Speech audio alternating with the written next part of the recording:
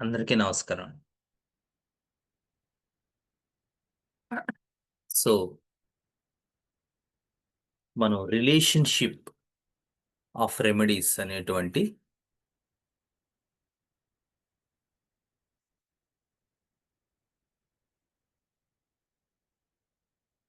Topic చెప్పుకుంటున్నాం. So, last సెషన్స్‌లో మనం దీని యూసేజ్ ఏంటి? అంటే క్రానిక్ కేసెస్‌లో మనకి ఇవి ఒక అద్భుతమైనటువంటి గైడ్‌లైన్స్‌గా ఉపయోగపడుతుందనేటువంటిది మనం చెప్పుకున్నాం. మీరు గమనించే ఉంటారు. సో, ఒక రెమెడీ మనం ఇచ్చిన తర్వాత, ఆ రెమెడీ ఏ మయాజం మీద పనిచేస్తుంది? సో, కొంత దూరం ఆ రెమెడీ ఇచ్చిన తర్వాత ఫర్దర్‌గా మనకి ఎటువంటి రెమెడీల తాలూకు ఆవశ్యకత కనబడుతూ ఉంటుంది అనేటువంటిది కూడా మనం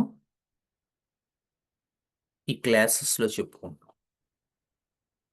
సో, ఒకే రెమెడీతో కేస్ క్యూర్ కాకపోవచ్చు. ముఖ్యంగా ట్రైమయాస్మెటిక్ కేసెస్, సోరా, సిఫిలిస్, సైకోసిస్ ఇంటర్‌ట్వైన్ అయిపోయినటువంటి కేసెస్‌లో. అటువంటప్పుడు మనకి ఏ రకంగా సాల్వ్ చేయవలసి రావచ్చు. ఏ రకంగా ముందుకు వెళ్ళొచ్చు. అంటే మినిమమ్ మనకి ఇండికేట్ అయ్యింది.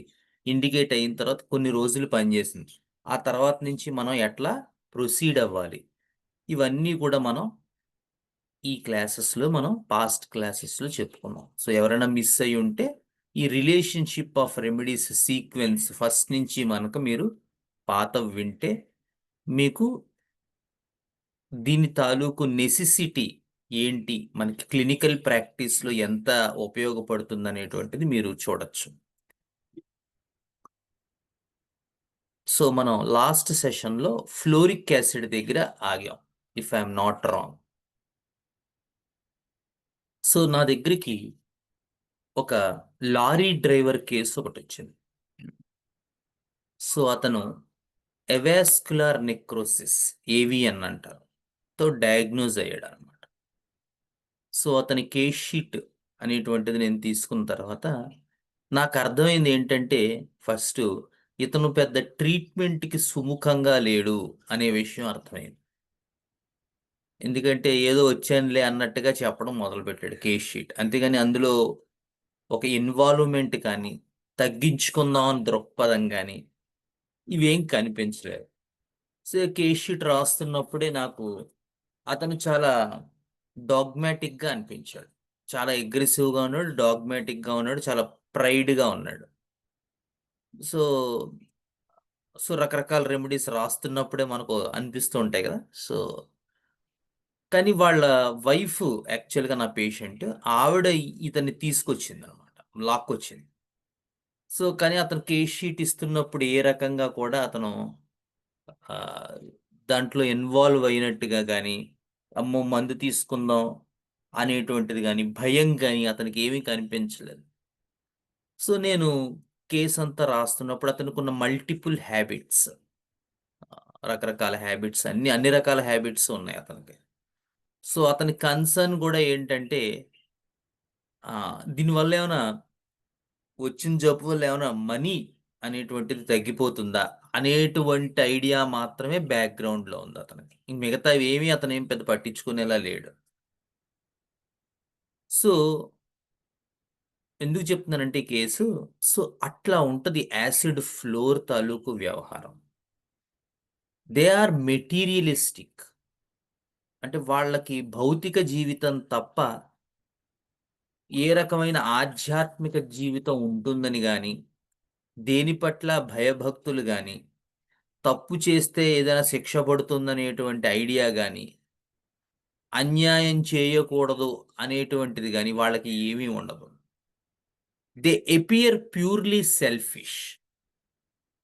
మనకి రిపర్టరీలో కూడా 'ఫ్లైస్ ఫ్రమ్ హిస్ ఓన్ ఫ్యామిలీయో' లేతే 'ఎస్కేప్స్ ఫ్రమ్ హిస్ ఫ్యామిలీ' అనో ఏదో ఒక రూబ్రిక్ కూడా ఉంటుంది. Which determines the key idea of acid fluor. వీళ్ళు ఎవరితోనూ కూడా వాళ్ళ జీవితంలో డీప్ రిలేషన్‌తో ఉండరు. ప్రతి వాడితోనూ ఆపర్చునిస్టిక్‌గా ఉంటారు. మనకి కొంతమేర సల్ఫర్‌లా కనబడుతూ ఉంటాడు వీడు పిక్చర్ పైకి. బట్ సల్ఫర్ వాడి సెంట్రల్ ఐడియా మీకు ఎంతసేపు అంటే ఇంపార్టెన్స్. వాడికి సల్ఫర్‌కి ఎంతసేపు నాకు చాలా ఎక్కువ తెలుసు. నాకు చాలా నాలెడ్జ్ ఉంది.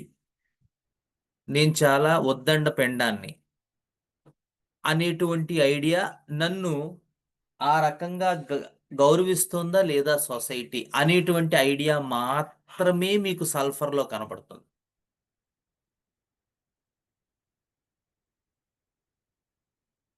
కానీ ఫ్లోరిక్ యాసిడ్‌లో central idea is about enjoyment.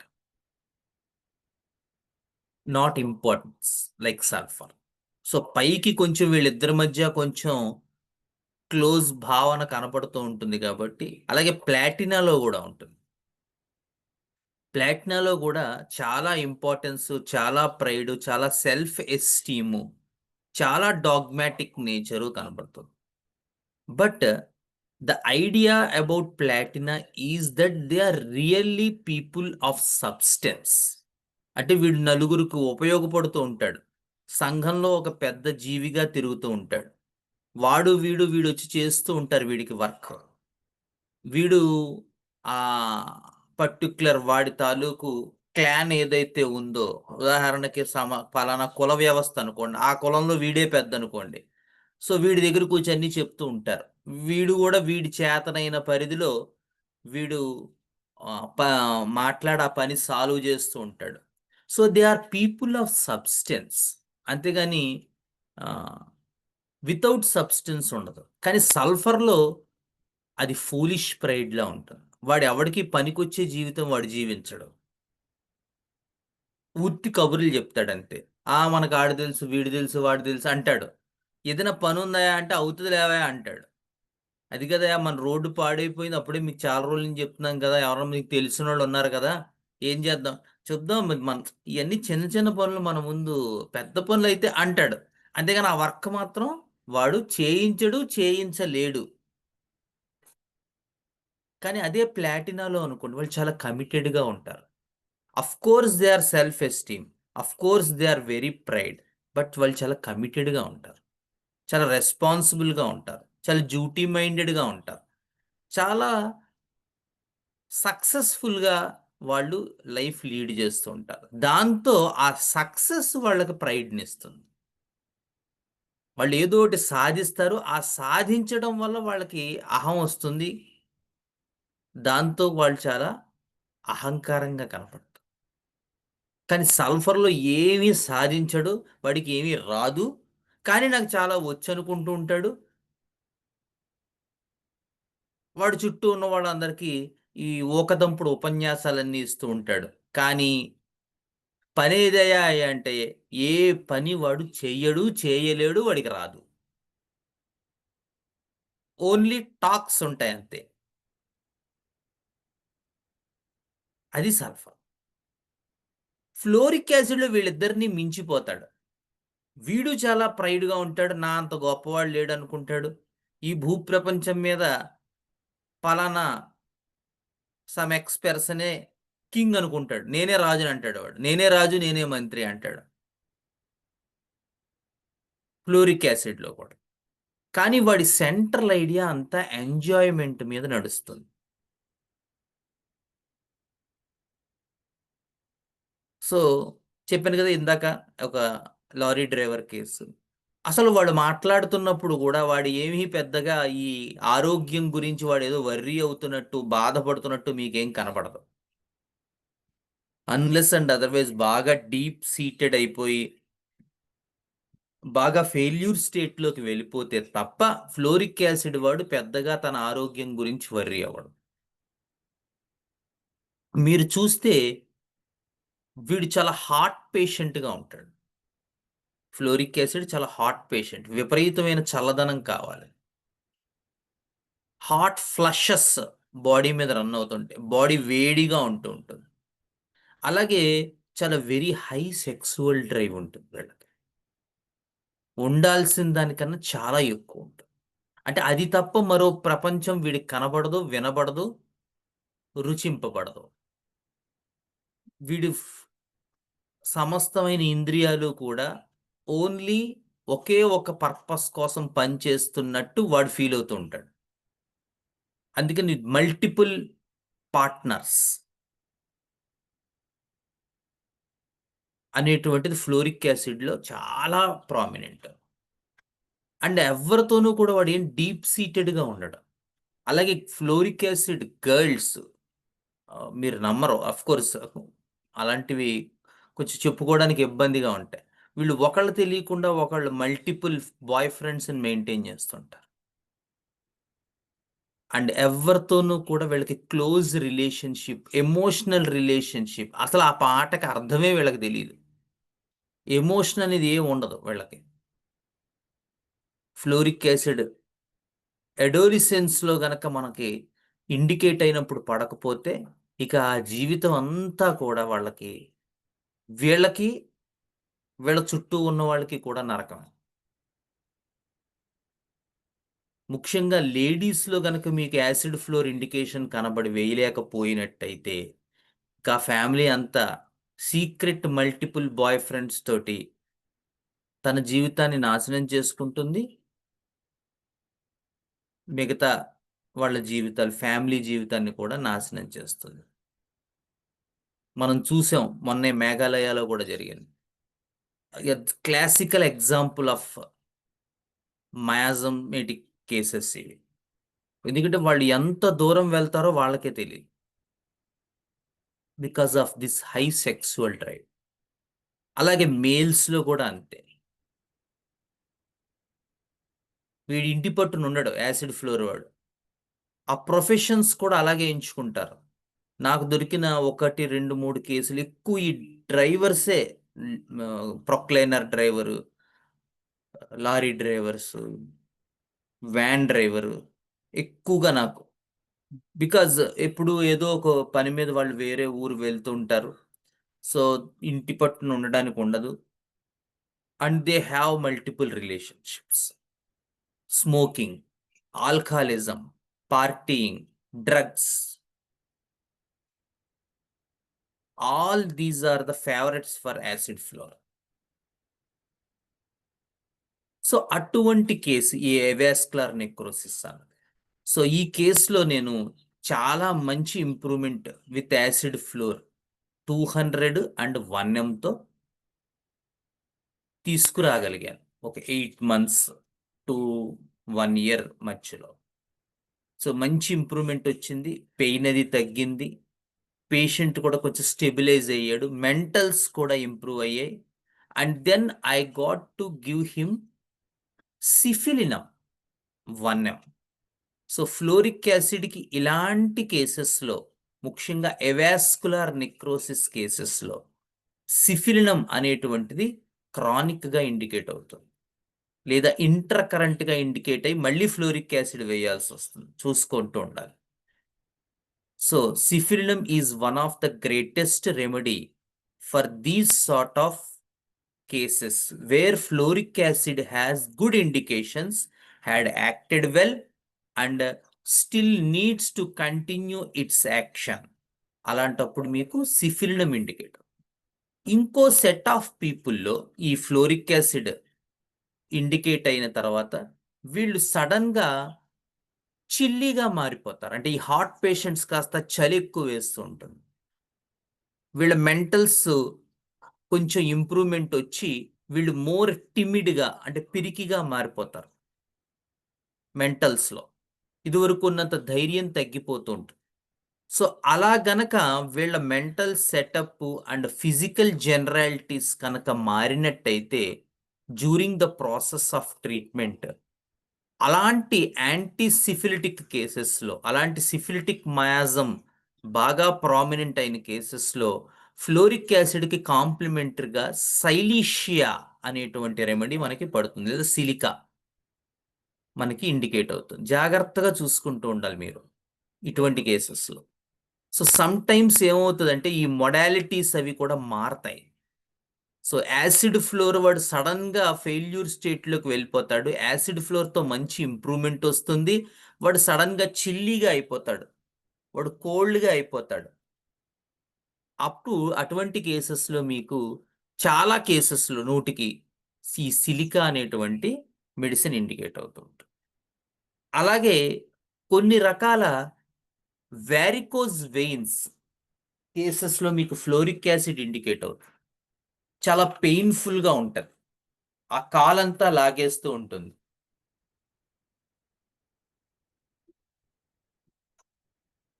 So, అదొక్కటే కాకుండా బ్యాక్‌గ్రౌండ్‌లో ఈ మెంటల్ సెటప్ కూడా చూడాలి. అంతేగాని జస్ట్ ఒక్క వారికోజ్ వెయిన్స్ చూడకూడదు. సో, ఇటువంటి కేసెస్‌లో అంటే వారికోజ్ వెయిన్స్ చాలా ప్రామినెంట్‌గా ఉండి, చాలా పెయిన్‌ఫుల్‌గా ఉన్న కేసెస్‌లో ఫ్లోరిక్ యాసిడ్‌లో కొంత ఇంప్రూవ్‌మెంట్ వచ్చిన తర్వాత లెకసిస్ ఇండికేట్ అయ్యేటువంటి అవకాశం ఉంటుంది. ముఖ్యంగా left sided cases. Left leg involve అయ్యి ఇబ్బంది పెడుతున్న కేసెస్‌లో ఫ్లోరిక్ యాసిడ్ తర్వాత కొన్ని కేసెస్‌లో లెక్సిస్ కావాల్సొస్తుంది. సో, కొన్ని కేసెస్‌లో సిఫిలినం వేయవలసొస్తుంది. కొన్ని కేసెస్‌లో లెకసిస్ వేయవలసొస్తుంది. కొన్ని కేసెస్‌లో సైలీషియా ఇండికేట్ అవుతుంది.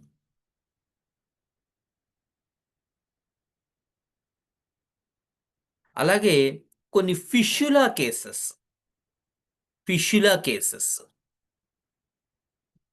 Wear fluoric acid acts very in a grand manner. Once fluoric acid indicate అయ్యింది అంటే it will take over the entire system into its control.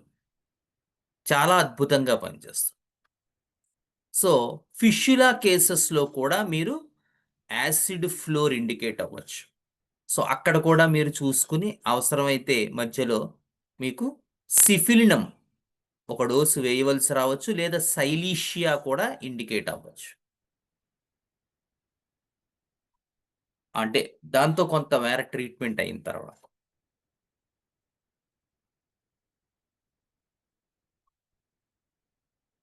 అలాగే ఇందాక చెప్పినటువంటి వారికోజ్ వెయిన్స్ ఇవన్నీ కూడా మనకి యాసిడ్ ఫ్లోర్ గురించిన ఇన్ఫర్మేషన్. కానీ mental setup of the person కూడా మీరు స్టడీ చేయాలి. ఓన్లీ జనరల్స్ మీద మీకు పెద్దగా ఇది వర్కౌట్ అవ్వదు.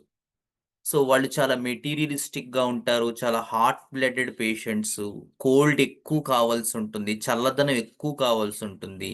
అలాగే వాళ్ళకి ఆరోగ్యంగా లేము అని వాళ్ళకనిపించదు. హెల్తీగానే ఉన్నానే. ఎందుకో మరి మా వైఫ్ తీసుకొచ్చారు గానీ ఐయామ్ ఓకే అంటాడు వాడు. అంటే తమకి అనారోగ్యం ఉంది అనేటువంటిది కూడా వాళ్ళు రియలైజ్ అవ్వరు. అది యాసిడ్ ఫ్లోర్‌లో. And they always wants to escape from duties and responsibilities. అందుకని ఏ రకమైనటువంటి ఫ్యామిలీ పట్ల వాళ్ళు అసలు ఫ్యామిలీనే వాళ్ళు ఓన్ చేసుకోరు ముందు. అందుకనే మనకి టెక్స్ట్స్‌లో కూడా బుక్స్‌లో నో రెస్పాన్సిబిలిటీ అంటారు వీళ్ళకి. ఎందుకంటే వీళ్ళు ఏ రకమైన బాధ్యత తీసుకోరు, తీసుకోవడానికి ఇష్టపడరు. ఎవరైనా చెప్పినా వినరు. ఎందుకంటే వాడికి బేసికల్‌గా ఫ్లోరిన్ అనేటువంటిది ఉండడం వల్ల మీరు చూస్తారు. మీరు సెకండ్ రోలో మనకి పీరియాడిక్ టేబుల్‌లో ఫ్లోరిన్ తాలూకు ఇది మీకు కనబడుతూ ఉంటుంది. సో, మీరు చూసినట్టయితే the entire fluorine idea is about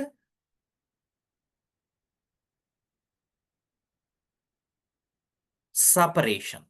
మీరు చూస్తే సెన్సేషన్ ఐడియాలో కూడా ఈ సెపరేట్ అయ్యేటువంటి ఐడియాలో ఈ ఫ్లోరిన్ మీకు కనబడుతుంటది.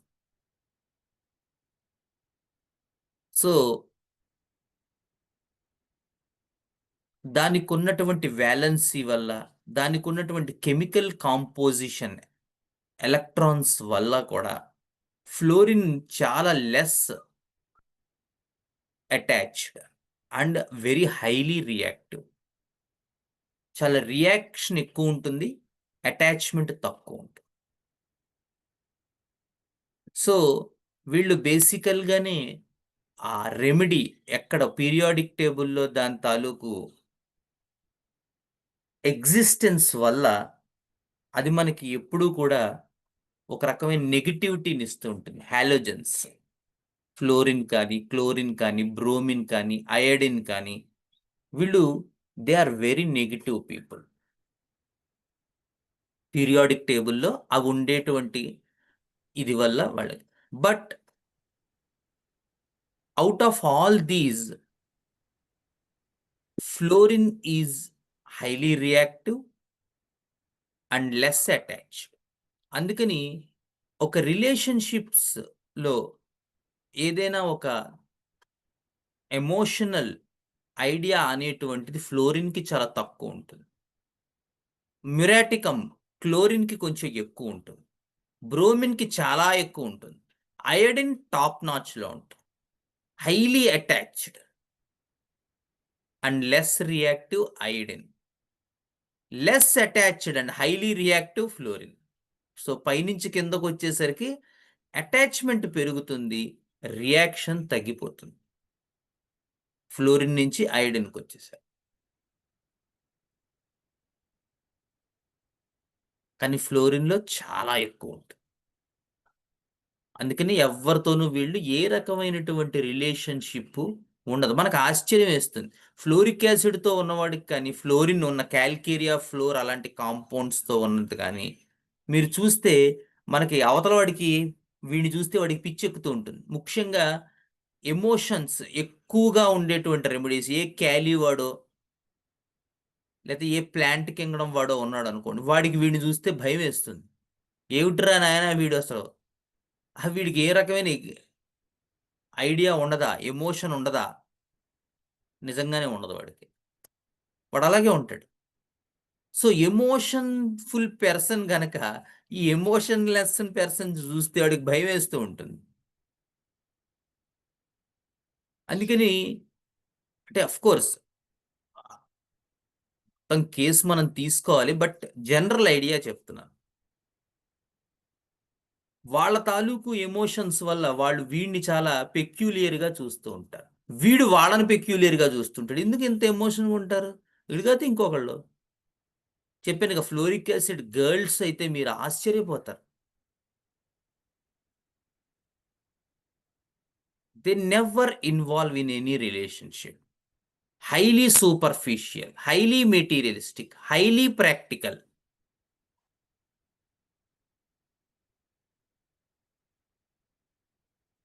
సో, మనం చాలామంది ఎనకార్డియం అనుకుంటూ ఉంటారు. ఇలాంటి కొంచెం ఎక్కువ ప్రాక్టికల్‌గా, రాక్ సాలిడ్‌గా ఉంటే.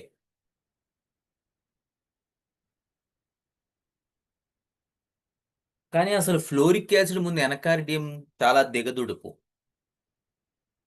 ఎందుకంటే ఫ్లోరిక్ యాసిడ్‌లో ఉండేటువంటి అంత మెటీరియలిస్టిక్ నేచర్ ఎనకార్డియంలో కూడా ఉండదు. ఎనకార్డియంలో ప్యూర్ ఔట్ ఆఫ్ కంట్రోల్ వాళ్ళలో వయలెన్స్ ఉంటది. And all other things which they will do. కానీ ఫ్లోరిక్ యాసిడ్ అలా కాదు. మళ్ళీ లెకసిస్‌లో ఉంటుంది. ఫ్లోరిక్ యాసిడ్, లెకసిస్, క్రొటాలస్ వీళ్ళు ఈ సీక్రెటివ్ పనులు చేయటం. మనకి తీవ్రవాదం, టెర్రరిజము, బాంబులు తయారు చేయటం, మన దేశంలో బాంబులు పెట్టడం ఇవన్నీ కూడా ఈ group of religious mind, religious imbalance చాలా వరకు ఈ స్నేక్స్, స్నేక్ పీపుల్ వీళ్ళల్లోనే మనకు కనబడుతూ ఉంటుంది. మీరు చూస్తే చాలా కేసెస్. ఓకే. సో, ఇది మనకి ఫ్లోరిక్ యాసిడ్ గురించి, దాని తాలూకు రిలేషన్‌షిప్ గురించి. So, next we go to the next remedy. కొన్ని రకాల నెయిల్ డిజార్డర్స్‌లో కూడా మనకి ఎక్కువ ఫ్లోరిక్ యాసిడ్ ఇండికేట్ అవుతుంది. మర్చిపోయాను. సో, కొన్ని ఇలాంటి యాంటీ సిఫిలిటిక్ రెమెడీస్ ముఖ్యంగా బ్యూఫో ఒకటి, హెపార్ సల్ఫ్ ఒకటి, ఫ్లోరిక్ యాసిడ్ ఒకటి. ఈ నెయిల్ డిజార్డర్స్‌లో కూడా ఇండికేట్ అవుతాయి. ఒక్కొక్కసారి ఆ మెంటల్స్ లేకపోయినా కూడా because of too much into this మనం ఇలాంటి సిఫిలిటిక్ రెమెడీస్ వేయవలసి రావచ్చు ఒక్కొక్కసారి. ఎక్యూట్గా కూడా మనం ఇండికేట్ అవ్వచ్చు ఇలాంటి కేసెస్లో. ముఖ్యంగా ఈ నెయిల్ డిజార్డర్స్లో మనకి బాగా ఇండికేట్ అవుతుంటుంది. సో అక్కడ ఈ టోటల్ మెంటల్ సెటప్ ఉండకపోవచ్చు గాక, బట్ స్టిల్ ఆ డీప్ ఫర్రోస్ ఏవైతే ఉంటాయో చాలా పెయిన్ఫుల్గా ఉంటాయి. నెయిల్ పగిలిపోయి బ్రిడ్జ్ లాగా వచ్చేస్తుంది, ఇలాగా ఫర్రోస్ అంటారు, ఫర్రోస్లా వచ్చేస్తుంది నెయిల్. సో అలాంటి కేసెస్లో మనం ఈ ఫ్లోరిక్ యాసిడ్ ఇండికేట్ అయినప్పుడు ఒక్కొక్కసారి అది కూడా వేయవలసి రావచ్చు. సో అక్కడ ఈ టోటల్ మెంటల్ సెటప్ ఉండకపోవచ్చు గాక, గుర్తుపెట్టుకోండి. But still due to the symptom similarity there is a need to establish some constitutional reaction in these cases. Otherwise మనకి పెద్దగా, అంటే ఉదాహరణకి ఆ సిమ్టమ్ సిమిలారిటీ లేని మెడిసిన్స్ వేసాం, ఏ పల్సటెల్లావో నక్సవామికావో వేసాం, దానికి అసలు ఆ నెయిల్ ఎఫినిటీయే లేదు. సో అక్కడ ఏమీ పనిచేయదు మనకి. So for time being, due to symptom similarity, we can give some doses of acid floor in 30 potency to get improvement, and meanwhile we have to search for the constitutional remedy. అలా కూడా చేయాలి, ఎందుకంటే అక్కడ మనకి mental setup అంతా ఏంటో క్లారిటీగా రాలేదు కేసులో. సో బాగా ఈ నెయిల్ ఇష్యూస్తో సఫర్ అవుతున్నారు. సో అటువంటప్పుడు మీరు ఏం చేయాలంటే ముందు ఈ ఫ్లోరిక్ యాసిడ్తో కొంత ఇంప్రూవ్మెంట్ తీసుకొచ్చి ఈలోపు ఆ కాన్స్టిట్యూషనల్ రెమెడీ ఏంటో హంట్ చేసి పక్కన పెట్టుకోవాలి. సో కొంత ఇంప్రూవ్మెంట్ దీంతో వచ్చిన తర్వాత ఆ గ్యాప్లో ఈ కాన్స్టిట్యూషనల్ మెడిసిన్ తోసేయాలి. అట్లా చేయవలసి వస్తుంది ఒక్కొక్కసారి. Depending on the constitution we have to give, we have to administer. Okay, so the next remedy in the series is gelsemium. So మీ అందరికీ తెలుసు ఏ ఫ్యామిలీ అండి gelsemium?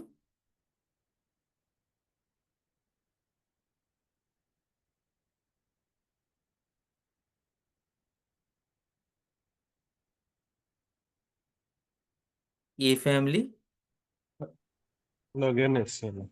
లొగానేసియా, very good. So loganiaceae family, yellow jasmine అంటాం మనం ఈ gelsemium. So మన విద్యాసాగర్ గారు గ్రూప్ ఆఫ్ డాక్టర్స్ ఎవరైతే ఉన్నారో వాళ్ళు ఈ జెల్సీమియం గురించి చాలా మంచిగా ఎక్స్ప్లెనేషన్ ఇచ్చారు వాళ్ళు. So they call this remedy as remedy of D's అంటారు, డీస్. ఎందుకంటే ఇందులో చాలా సిమ్టమ్స్ ఈ డీస్తో మ్యాచ్ అవుతాయి. డ్రెడ్ఫుల్నెస్, డిజీనెస్, డేజ్డ్ స్టేటు, డిప్లోపియా, ఇలా చాలా. సో వాళ్ళు దాన్ని చక్కగా ఒక మంచి పేరు పెట్టారు, రెమెడీ ఆఫ్ డీస్ అని. సో ఎనీవే, సో జెల్సీమియం మనకి మోర్ ఏ నెర్వస్ రెమెడీ. మీరు చూసినట్టయితే ఈ జెల్సీమియం తాలూకు ఎక్యూట్ సెటప్ మీరు చూస్తే వీళ్ళకి సడన్ గా జ్వరం వస్తుంది, చలేస్తూ ఉంటుంది వెన్నులో. ఆ కొద్దిగా జ్వరానికే వీళ్ళు చాలా నీరసపడిపోతారు. లేదండి పొద్దున్నుంచి లేవలేదండి, అసలు అమ్మగారు పడుకున్నారండి పొద్దున్నుంచి. ఎంత ఉంది టెంపరేచర్? 100 ఉంది. ఆ 100కే వీళ్ళు విపరీతమైన వీక్ అయిపోతారు, కాళ్ళు చేతులు దడదళ్ళాడిపోతూ ఉంటాయి, నీరసంగా ఉంటుంది, చలిగా ఉంటుంది, దాహం ఉంటుంది. దాహం ఉండదు, థర్స్ట్లెస్నెస్. అండ్ వీళ్ళకి విపరీతమైనటువంటి హెడేక్స్ ఉంటాయి.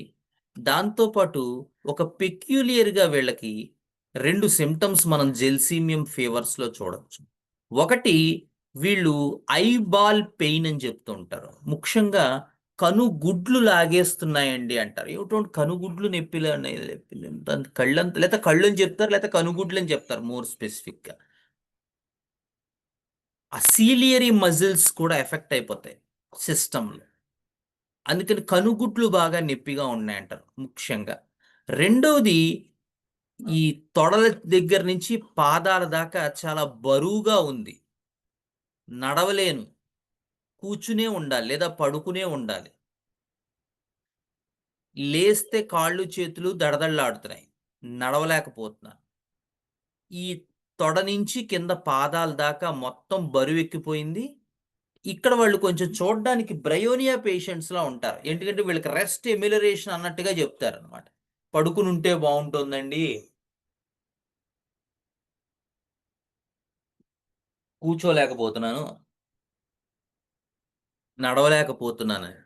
సో చూడడానికి ఒక్క క్షణం మనకి బ్రయోనియాలా అనిపిస్తుంది పిక్చర్ అంతా. కానీ చూస్తే వాడికి దాహం ఉంటుంది, వీడికి దాహం ఉండదు.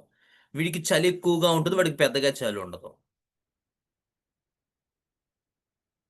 వాడు నోరు ఆర్చుకుపోతూ ఉంటుంది. బ్రయోనియా వాడు అస్తమాను మంచినీళ్ళు తాగాలి. అలాగే వాడు పడుకున్నప్పుడు ఎవడైనా వాడిని డిస్టర్బ్ చేయడం, వాడికి పిచ్చకోపం వస్తుంది. బ్రయోనియాలో మనం ఇప్పుడు వెడ్నెస్డే క్లాసెస్లో చెప్పుకుంటాం. సబ్ క్లాస్కి వచ్చాక మనం చిత్ర విచిత్రాలన్నీ ఎందుకుంటాయి, ఆ రెస్ట్ ఎమ్యులరేషన్ వెనకాల ఉన్నటువంటి రహస్యం ఏంటో మనం వెడ్నెస్డే క్లాసెస్లో ఛేదిద్దాం.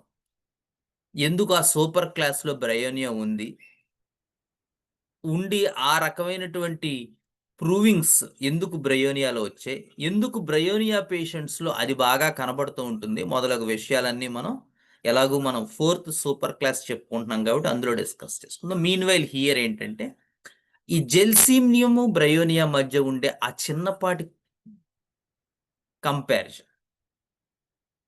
కానీ జెల్సీమియంలో థర్స్ట్లెస్నెస్, వాడికి దాహం వేయదు, చలి కూడా మోస్ట్లీ వాడికి చెప్పినప్పుడు కూడా మీకు ఎక్కువ ఆ వెనుపాములో చెప్తాడు, ఎక్కువ బ్యాక్ స్పైన్ మీద ఉంటుంది వాడికి చలి. అందుకని యూజువల్గా రూస్టాక్స్ వాడు కూడా చలితోనే మొదలవుతుందండి, గుర్తుపెట్టుకోండి. రూస్టాక్స్, యుపటోరియం పెర్ఫ్లో కూడా ముందు చలితోనే బిగిన్ అవుతాయి వీళ్ళందరూ కూడా. కానీ రూస్టాక్స్లో ఏంటంటే more of body pains, fatigue and a lot of stretching, అంటే ఒళ్ళు విరుపులు ఎక్కువగా ఉంటాయి. అనుకుంటూ ఉంటాడు. ఈవెన్ మీ దగ్గరికి వచ్చినప్పుడు కూడా రూస్టాక్స్లో మీరు అది గమనించాలి. దాన్నే మన పెద్దవాళ్ళు ఫిజికల్ రెస్ట్లెస్నెస్ అంటారు మాస్టర్స్. వాడు విపరీతమైన స్ట్రెచ్, ఒళ్ళంతా పట్టేసినట్టు, వాళ్ళలో కూడా దాహం ఉంటుంది. బ్రయోనియా రూస్టాక్స్ ఒక్కొక్కసారి చాలా దగ్గరగా ఉంటాయి, చాలా డిఫికల్టీగా ఉంటాయి, ఎందుకంటే వాడుకు పడుకోవడం ఇష్టపడతాడు. కానీ వాడు పడుకున్నప్పుడు ఒక పొజిషన్లో వాడు పడుకోలేడు, కొంతసేపు అయ్యాక చేంజ్ అవ్వాలి. బ్రయోనియా వాడికి ఎంతసేపు అయినా చేంజ్ అవ్వక్కర్లేదు, వాడు అందులోనే ఉంటాడు. ఇద్దరూ పడుకోవడం ఇష్టమే అని చెప్తారు, కానీ ఎవడు పడుకోవడం వాడిదే. జెల్సీమియం వాడు పడుకుంటాడు, వీడికి పడుకుంటేనే బాగుంటుంది. ఎందుకు, వీడు లేస్తే వీడి కాళ్ళు చేతులు దడదళ్ళాడిపోతుంటాయి. సో ఈ సిమ్టమ్స్ మీరు జెల్సీమియంలో గుర్తుంచుకోవాలి. చెప్పాను కదా, డేజ్డ్, డిజ్జీ, కళ్ళు తిరుగుతూ ఉంటాయి వీడికి. అలాగే వీడికి విపరీతమైన భయం ఉంటుంది, ముఖ్యంగా ఈ examination fears, fear of examinations. ఒక బ్యాచ్ అంతా ఇందులో మనకి గుర్తుపెట్టుకోవాలి. సో ఆర్జెంటన్ నైట్రికము, జెల్సీమియము, సైలీషియా, సో వీళ్ళందరికి ఎనకార్డియము, వీళ్ళందరికీ కూడా ఫియర్ ఆఫ్ ఎగ్జామినేషన్స్ ఉంటాయి. జెల్సీమియం వాడికి దీని గురించే ఫియర్ కాదు, వీడికి ఎక్కడికైనా వెళ్ళడం కూడా భయమే. ఒక్కొక్కసారి జెల్సీమియం కేసులో మోషన్స్ అయిపోతుంటాయి, ఎవరో చనిపోయారు, పలానా వెంకట్రావు గారు పోయారు అనే విషయం వీడికి తెలిసిందనుకోండి, వీడు వెంటనే వాష్రూమ్కి వెళ్ళాల్సి వస్తుంది. అది ఫోన్లో తెలిసిన వీడిలో అంత క్లియర్ కట్‌గా మనకు ఆ నెర్వస్‌నెస్ కనబడుతుంది. నాట్ ఓన్లీ ఎవరో వచ్చి చెప్పడమే కాదు తెలియడం అంటే. ఫోన్‌లో తెలిసినా కూడా వాళ్ళలో ఆ నెర్వస్‌నెస్ మీకు అలాగే ఎక్కడికైనా బయటికి వెళ్ళటం. అందుకే వీలైనంత వరకు జెల్సీమియం పేషెంట్సు వీలైనంత వరకు అవాయిడ్ చేసేస్తారు. ఇప్పుడు నేను ఇంకేం రానులేండి మీరెళ్ళొచ్చేయండి అంటాడు. లేదా అందరూ కలిసి గుడికెళ్తున్నాం అన్నారనుకోండి. మీరెళ్ళొచ్చేయండి నేను రానంటుంది. జెల్సీమియం లేడీ అయితే. ఏదైనా వాళ్ళు ఒక ఎక్సైట్‌మెంట్‌కి లోనవుతే అప్పుడు కూడా వాళ్ళకి మోషన్‌కి వెళ్ళవలసినటువంటి ప్రాబ్లమ్ వస్తుంది. బ్యాడ్ న్యూస్ అయినా, ఎక్సైట్‌మెంట్‌కైనా. అందుకని వాళ్ళు దాన్ని వీలైనంత వరకు అవాయిడ్ చేయడం కోసం ట్రై చేస్తుంటారు. And this makes gelsemium a great anti psychotic remedy. So, gelsemium ఒక సైకోటిక్ రెమెడీ. ఆఫ్‌కోర్స్ దాని తాలూకు డెప్త్ క్రానిక్ కేసెస్‌ని క్యూర్ చేయలేకపోవచ్చు డెఫినిట్‌గా. కానీ అంత మాత్రాన దాన్ని తక్కువ చేయకూడదు. చాలా న్యూరాల్జియాస్‌లో కూడా అంటే రకరకాల తలపోట్లు, మైగ్రేన్‌లు లేదా నడుము నొప్పులు లేదా ఫ్రోజన్ షోల్డర్ వచ్చింది. అదేవిటండి దానికి జెల్సీమియమ్మా అంటారు.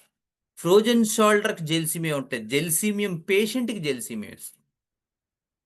ఏ రకమైనటువంటి న్యూరాల్జియాస్‌లో కూడా మీరు ఈ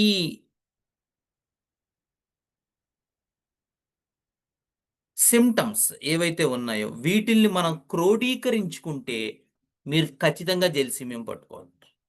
ఎందుకంటే వీడికి ఏ నొప్పులైనా గానివ్వండి, అది సయాటికా గానివ్వండి, న్యూరాల్జియా గానివ్వండి, లేదా తలపోట్లు గానివ్వండి, మైగ్రేన్‌లు గానివ్వండి, వీడికి ఉదాహరణకు తలపోటొచ్చింది. తలపోటొచ్చే ముందు వీడికి కొంచెం కళ్ళు మసకగా ఉంటాయి.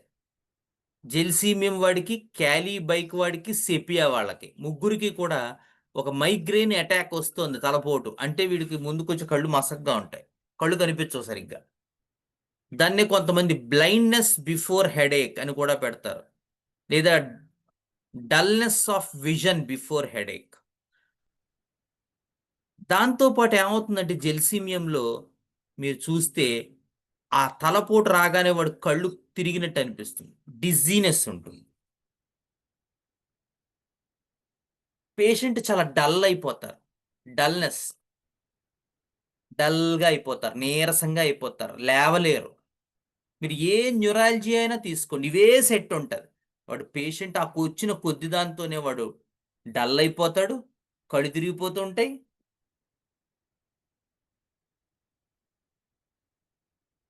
కాళ్ళు, చేతులు దడదడలాడిపోతుంటాయి. Trembling of extremities and severe muscular weakness. Both skeletal system, nervous system 2 involve అయిపోతాయి వీడికి. సో, ఈ సింప్టమ్స్ ఈ గ్రూప్ గనక మీరు జాగ్రత్తగా ఒక్కసారి ఆకళింపు చేసుకుంటే dullness, dizziness, muscular weakness, severe muscular weakness and trembling. ఏ రకమైన కంప్లెయింట్‌లోనైనా మీకు జెల్సీమియంలో ఇవే కనబడతాయి.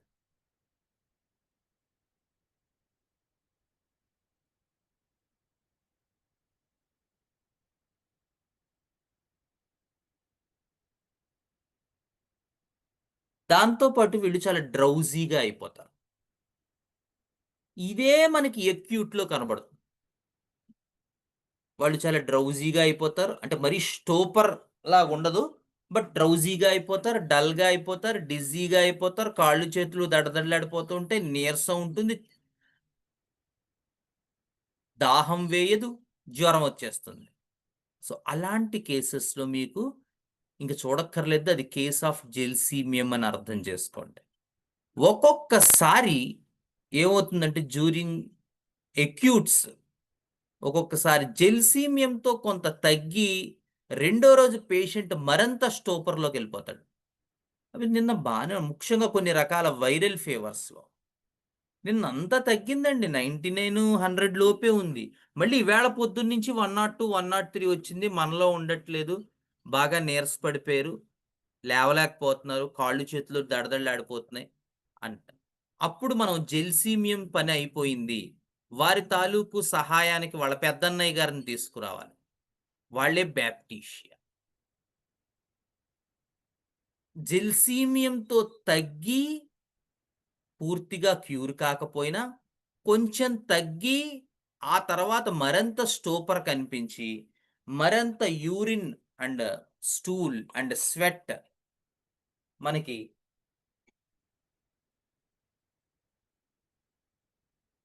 బాగా డిమినిష్ అయిపోయాయి. పేషెంట్ మరింత డ్రౌజీగా అయిపోయాడు. మరింత స్టోపర్‌గా అయిపోయాడు. ఐదర్ యూరిన్ మోషను సమంగా అవ్వట్లేదు. లేదా ఒక్కొక్కసారి డయేరియా కూడా ఉండొచ్చు. బాగా అఫెన్సివ్ డయేరియా.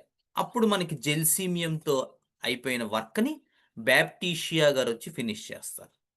అలాంటి కేసెస్. ఒక రేర్ కేసెస్‌లో ముఖ్యంగా ఇలాంటి వైరల్స్‌లో జెల్సీమియము, బ్యాప్టిషియా కూడా ఇండికేట్ అయ్యి వాటి తాలూకు పని వదిలేసినట్టయితే, అప్పుడు పైరోజినమ్‌ని తీసుకురావాల్సొస్తుంది. వీళ్ళ తాలూకు మరింత పెద్దన్నయ్య. అప్పుడు పైరోజనం ఇండికేట్ అవుతుంది. అప్పుడు పైరోజనంతోనే కేస్ క్యూర్ అవుతుంది. సో, జాగ్రత్తగా గుర్తుపెట్టుకోవాలి. ఈ సీరీస్ మనం. జెల్సీమియము, బ్యాప్టిషియా, పైరోజనం. కానీ యూజువల్‌గా నార్మల్ వైరల్ కేసెస్ మీకు జెల్సీమియంతో క్యూర్ అయిపోతాయి. నేను చెప్పింది ఎప్పుడైనా రేర్ అవసరం. ఓకే. అలాగే కొన్ని రకాల ప్రోగ్రెసివ్ పారాలిసిస్ స్టేట్స్ అంటే జెల్సీమియంలో యాక్చువల్ పారాలిసిస్ తక్కువే ఉంటుంది. ఎక్కువ పెరిసిస్ ఉంటది.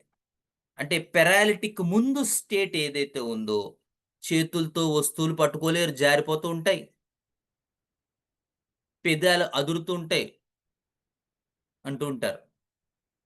లేదా చేతులు ట్రెమర్స్ వస్తూ ఉంటాయి.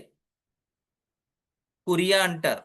లేదా ఎర్లీ పార్కిన్సోనిజం కేసెస్. ఇలాంటి కేసెస్‌లో చాలా కేసెస్‌లో where you can notice all these set of muscular issues. చాలా ఎమోషనల్ ఫ్యాక్టర్స్ వల్ల కూడా ఇలా డెవలప్ అవ్వచ్చు. అంటే because of the family loganiaceae there are some expectations for these gelsemium persons. మనం చెప్పుకుంటాం సూపర్ క్లాస్ అండర్‌స్టాండింగ్. ఈ లొగానేసియేలో ఏముంటుందండి? లొగానేసియేలో సెన్సేషనల్ అండర్‌స్టాండింగ్‌లో ఏముంటుంది?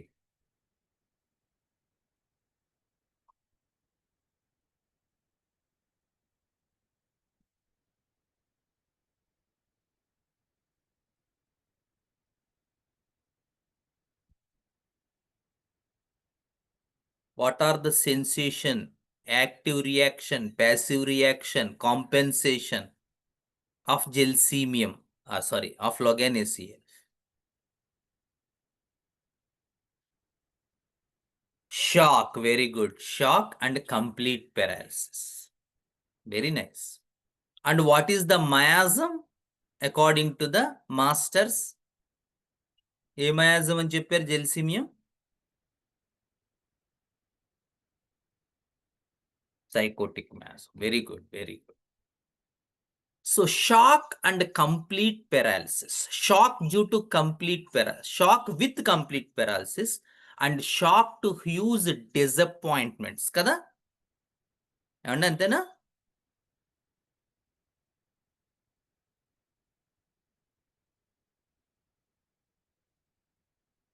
ఎవరు ఊ అంటలేదు, ఆ అంటలేదు. Shock due to expectations are not reached. Very good Gautam. So expectations are not reached అంటే ఏముందండి అర్థం అందులో?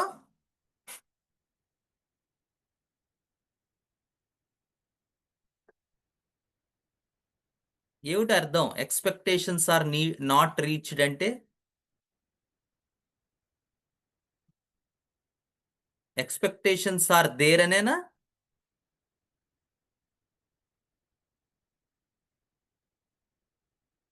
Very nice. So, there are very expected people.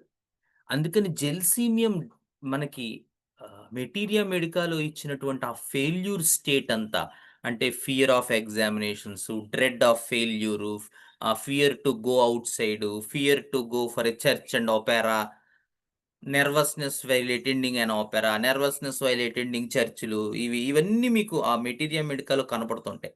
So, ఆ ఫెయిల్యూర్ పార్ట్‌లో వచ్చిందంతా ఎప్పుడొస్తుందంటే జెల్సిమ్‌లో, when some expectations are some sort of grief had happened in the person's life. And since then, these people will develop so much fear inside them. And when untreated by homeopathy, slowly these nervous people, which had a great history of disappointment in their life, will walk into some sort of paralysis and then finally can land into actual paralysis if untreated by any homeopath. So, ఏదో ఒక పెద్ద grief incident జరిగుండొచ్చు. లేదా ఏదో ఒక 10,00,000 మోసం జేశాడు ఫ్రెండో. ఇప్పుడు అదే కదా లేటెస్ట్ ఫ్యాషను. సో, ఏమవుతుంది? కొన్ని రోజులయ్యేసరికి స్లోగా ఆ గ్రీఫ్ వల్ల పాపం వాడికొక రకమైన భయం ఏర్పడుతుంది. ఔటర్ వరల్డ్‌ని ఫేస్ చేయలేడు.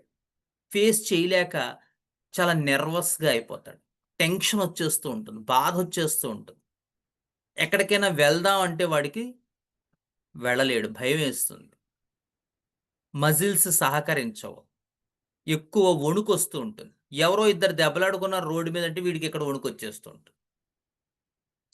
స్లోగా ఏమవుతుంది? ఆ భయం కాస్త వాడికి మోషన్స్ ప్రాబ్లమ్‌లా స్టార్ట్ అవుతుంది.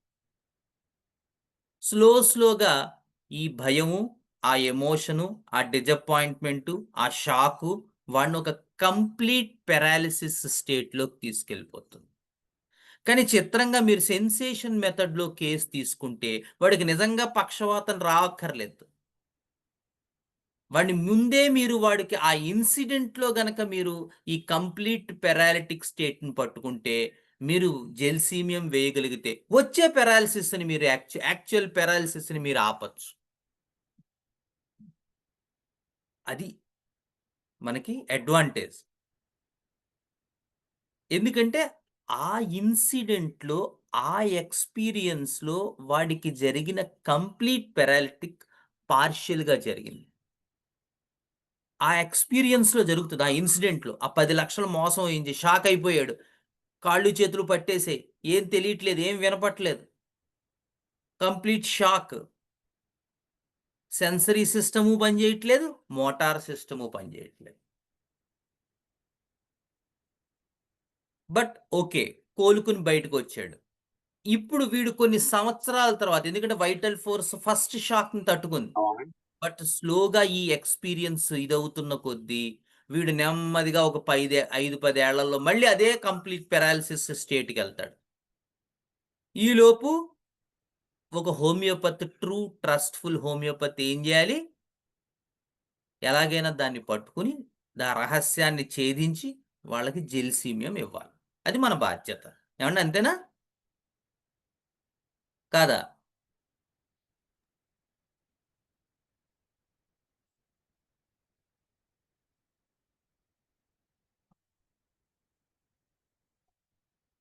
ఏండి రెమెడీ ఇవ్వడమేనా మన బాధ్యత? దేనికైనా ఊ అనండి. ఇవ్వకపోవడమా? అవును సార్. ఇవ్వాలి. కరెక్ట్. సో, ఈ లోపు మనం పట్టుకోవాలి. అంటే ఫస్ట్ చూడండి ఎంత గ్రేటెస్ట్ ఇదో మనకి. ఏదైతే కంప్లీట్ షాకొచ్చి పారాలిసిస్సు ఆ సెట్ ఆఫ్ మూవ్‌మెంట్‌లో ఎక్స్‌పీరియన్స్ అయ్యాడో పేషెంటు, అది నిజానికి నెమ్మదిగా తర్వాత కొన్ని సంవత్సరాల తర్వాత మళ్ళీ అదే స్టేట్‌లోకెళ్ళిపోతాడు. ఫస్ట్‌లో వైటల్ ఫోర్స్ ఆ షాక్‌ని తట్టుకొని కొంచెం బయటికి రాగలిగి, మనకి చాయిస్‌నిస్తుంది. నాయనా నేనొచ్చాను. ఈసారైనా నన్ను రక్షించు అని జెప్పి. కానీ అప్పుడు మనం నిద్రపోతాం. పేషెంట్ నెమ్మదిగా, స్లోగా మళ్ళీ 5, 10 ఏళ్లలో మళ్ళీ అదే కంప్లీట్ పారాలిసిస్ షాక్‌కెళ్ళిపోతాడు. వైటల్ ఫోర్సు స్లోగా తన ఫైట్‌ని ఉపసంహరించుకుంటుంది. సో, ఒక మూమెంటరీగా జరిగేటువంటి ఎక్స్‌పీరియన్స్‌ని పట్టుకుంటే, రాబోయే పాథాలజీని మనం టాకిల్ చేయగలం. That is the greatest idea in the sensation method. And thanks to many thanks to Shankaran sir and Shekhar sir for promoting these things. ఎందుకంటే మీరు చూడండి, యాక్చువల్‌గా అది జరిగింది కంప్లీట్ పారాలిసిస్. కానీ వాళ్ళు నోటీస్ చేయలేరు. వైటల్ ఫోర్స్ స్ట్రెంగ్త్‌గా ఉండడం వల్ల వాళ్ళు దాని నుంచి బయటపడగలిగారు. కానీ ఇదే పాథాలజీ మళ్ళీ వస్తుంది. ఈ లోపు మనకి టైమ్ ఇచ్చింది. ఈ టైమ్ లోపు మనం మేలుకొని, దాని మీద వర్కౌట్ చేసి, కష్టపడి వాటిని ట్రీట్మెంట్ చేస్తే, ఆ పారాలిటిక్స్ ఏదైతే కంప్లీట్ పారాలిసిస్ వస్తుందో దాన్ని మనం అరికట్టొచ్చుగాక. లేదంటే స్లోగా వాడు పారాలిసిస్‌లోకి వెళ్ళిపోతాడు.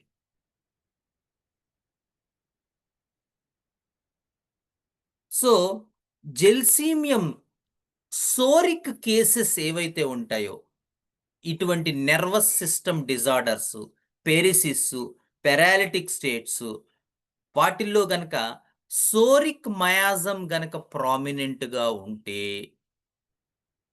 ఏ రకమైన సిఫిలిటిక్, సైకోటిక్ మయాజమ్స్ ఇంటర్‌ట్వైన్ ఎక్కువ కాకపోతే ఫ్యామిలీ హిస్టరీ కూడా చూసుకొని, మనకి అటువంటి కేసెస్‌లో మనకి ఎక్కువగా మనకి ఈ సోరిక్ కేసెస్‌లో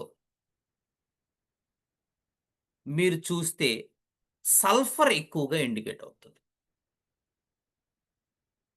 అదే సైకోటిక్ కేసెస్‌లో సైకోటిక్ మయాజమ్ ఇందాక చెప్పింది ప్రామినెంట్‌గా ఉన్నప్పుడు కాస్టికం మనకి జెల్సీమియంకి కాంప్లిమెంటరీగా పనిచేస్తుంది. సో, కొంతమేర జెల్సీమియంతో ఇంప్రూవ్‌మెంట్ వచ్చి ఫర్దర్‌గా గురువుగారు ఇక్కడి నుంచి జెల్సీమియం వేసినా పనవ్వట్లేదు అన్నప్పుడు మనం అక్కడికి కాస్టికమ్‌ని తీసుకురావాల్సొస్తుంది. అలాగే కాస్టికము, జెల్సీమియం ముందు జెల్సీమియం వేసాం. తర్వాత కాస్టికం వేసాం. కొంత ఇంప్రూవ్‌మెంట్ వచ్చింది. ఇంకా ఫర్దర్‌గా అన్నప్పుడు ఒక్కొక్కసారి ఇంటర్ కరెంట్‌గా అయినా మెడోరినం ఇండికేట్ అవ్వచ్చు. ముఖ్యంగా సైకోటిక్ కేసెస్‌లో. లేదా ఒక్కొక్కసారి ఈ రెండిటి తాలూకు వర్క్ చేయగలిగింది చేసి ఇక ఫర్దర్‌గా కేస్‌ని గనక క్యూర్ చేయలేకపోతే మెడోరినంతోనే కేస్ క్యూర్ అవ్వచ్చు. ముఖ్యంగా మీరు ఈ న్యూరాల్జియాస్ ఇందాక చెప్పుకున్న న్యూరాల్జియా కేసెస్‌లో మీరిది ఎక్కువ గమనిస్తూ ఉంటారు. అలాగే పారాలిసిస్ కేసెస్‌లో కూడా మీరు ఈ సైకోటిక్ మయాజమ్ వల్లొచ్చినటువంటి ఇబ్బందులు. సో, జెల్సీమియము, కాస్టికము, మెడోరినము. అలా కాకుండా సిఫిలిటిక్ హిస్టరీ ఎక్కువగా ఉంది. అంటే జెల్సీమియం సైకోటిక్ మయాజమే అయినా, జెల్సీమియంతో కొంత ఇంప్రూవ్‌మెంట్ ఒచ్చి, ఆ ఫర్దర్‌గా గనక కేసు ముందుకు వెళ్ళకపోతే, ఫ్యామిలీ హిస్టరీ కూడా చూసుకుంటే, మనకి క్లియర్ కట్‌గా సిఫిలిటిక్ మయాజమ్ గనక కనబడుతూ ఉంటే, అప్పుడు జెల్సీమియంతో క్యూర్ అయ్యాక మనకి కొన్ని కేసెస్ కోనియం ఇండికేట్ అవుతాయి. ముఖ్యంగా పారాలిసిస్ కేసెస్ కోనియం.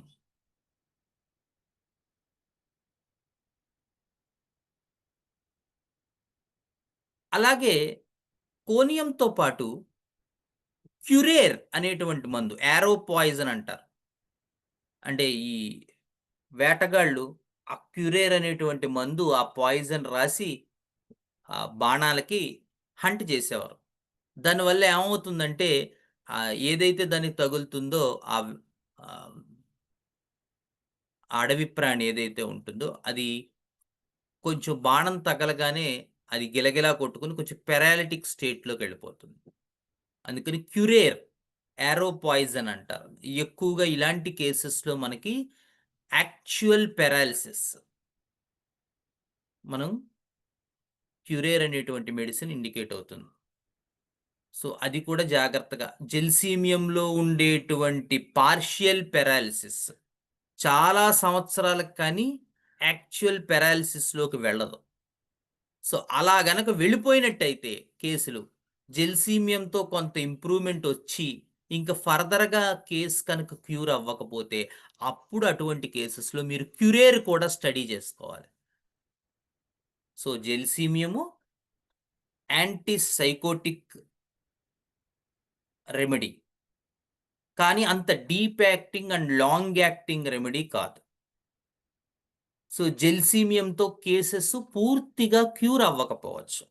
సో అప్పుడు ఏ మయాజం ప్రామినెంట్గా ఉందో మనం స్టడీ చేసుకుని దాన్ని బట్టి మనం పర్టిక్యులర్ రెమెడీ ఫాలో అప్గా తీసుకురావాలి. యూజువల్గా కాస్టికం మనకి చాలా చక్కగా ఇండికేట్ అవుతుంది, ముఖ్యంగా సైకోటిక్ కేసెస్లో. తర్వాత మెడోరినం, సల్ఫర్ ఏమో సోరిక్ కేసెస్లో, అండ్ కోనియం అండ్ క్యూరేర్ ఏమో సిఫిలిటిక్ కేసెస్లో. సో తర్వాత కొంచెం పెద్ద remedy graphites. So okay 7-5. Okay, మనం నెక్స్ట్ సెషన్లో ఈ గ్రఫైటిస్ అది కూడా చాలా deep acting and long acting and wonderful remedy మీ అందరికీ తెలుసు. ఎందులో ఇండికేట్ అవుతుందండి గ్రఫైటిస్ ఎక్కువగా? ఏ conditions?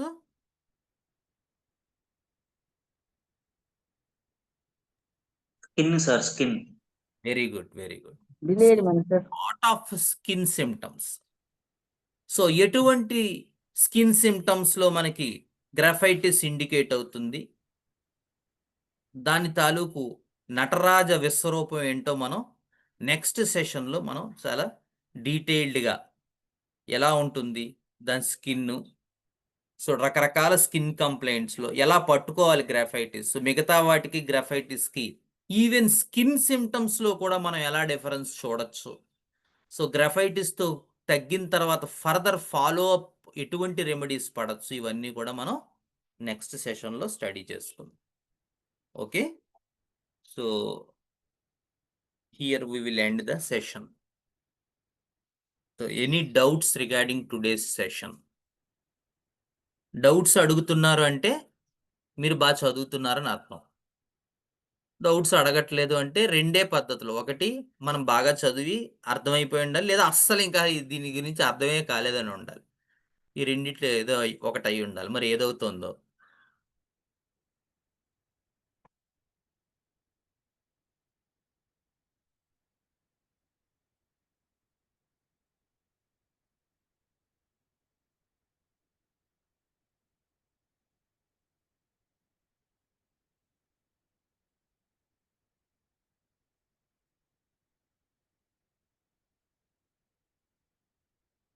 No డౌట్సా?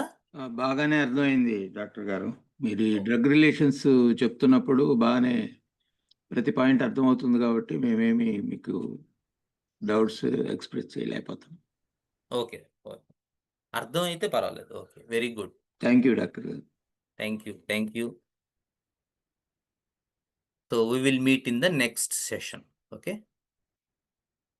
Gurur Brahma, Gurur Vishnu, Gurur Devo Maheswarah, Gurur Sakshat Param Brahma, Tasmai Sri Gurave Namaha. Okay, thank you everyone. Have a great day.